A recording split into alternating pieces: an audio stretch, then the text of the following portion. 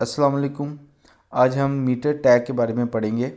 तो actually metre tag का फ़ायदा क्या है, ये यूज़ होता है कि अगर आपने अपने ब्राउज़र में किसी भी किस्म की आपने कोई बार दिखानी है, और जैसा कि आप देखते हैं कि मैचेस होते हैं, तो आपके मैचेस के ऊपर जब चार्ट्स बने हुए आते हैं, डिफरेंट चार्ट्स बने हुए आते हैं डिफरेंट उसकी वैल्यूज़ के साथ, तो उसके लिए हम मीटर टैग यूज़ करते हैं। अभी जब हम इसको यूज़ करेंगे तो आपको बहुत अच्छी तरह से अंदाज़ा हो जाएगा मीटर टैग का क्या कहते हैं।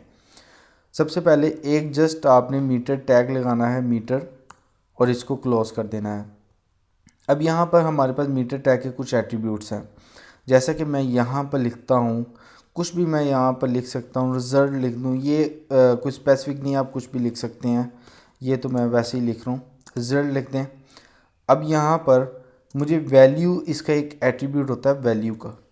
अब वैल्यू मैं अगर 1 रख दूँ तो अपने ब्राउज़र पर जाकर आप देखेंगे कि ये कुछ इस तरह का दिखाई दे रहा है, क्योंकि बाय डिफ़ॉल्ट ये 1 को 100% समझ रहा है। अगर इस जगह पर मैं 0.5 रख दूँ तो ये मुझे हाफ बार शो करेगा, क्योंकि ये 0.0 को मिन वैल्यू और 1 को मैक्सिमम वैल्यू कंसिडर कर रहा है। अब यहाँ पर हमें क्या करना होता है कि दो एट्रीब्यूट्स हमारे पर मज़ीद यहाँ पर आते हैं।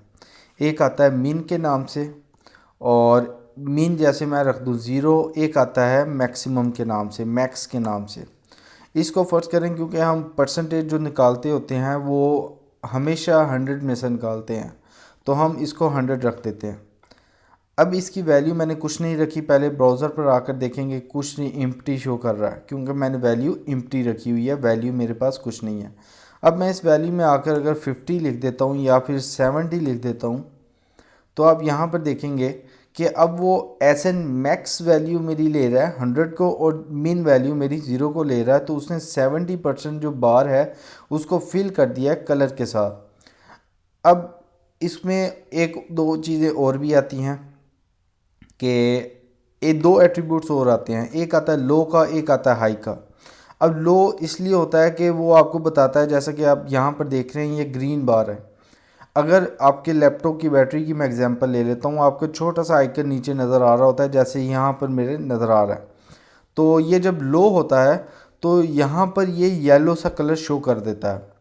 तो इसमें भी इसी तरह के लो होगा तो इसका कलर चेंज हो जाएगा, इस बार के रंग का जो कलर जिससे फील्ड है ये, इसका कलर चेंज हो जाएगा।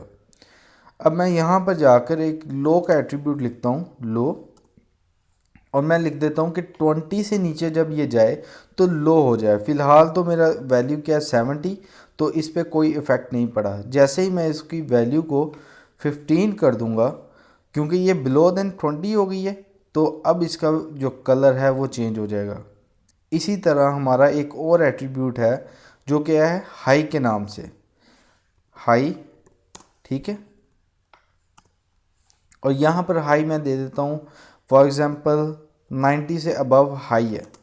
तो फिर भी अभी इधर वैल्यू मैंने क्या दी है, यहाँ पर 60 कर लेता हूँ या 85 कर लेता हूँ। यहाँ पर आऊँगा तो आप देखेंगे कि मेरी वैल्यू ग्रीन कलर से शो हो रही है।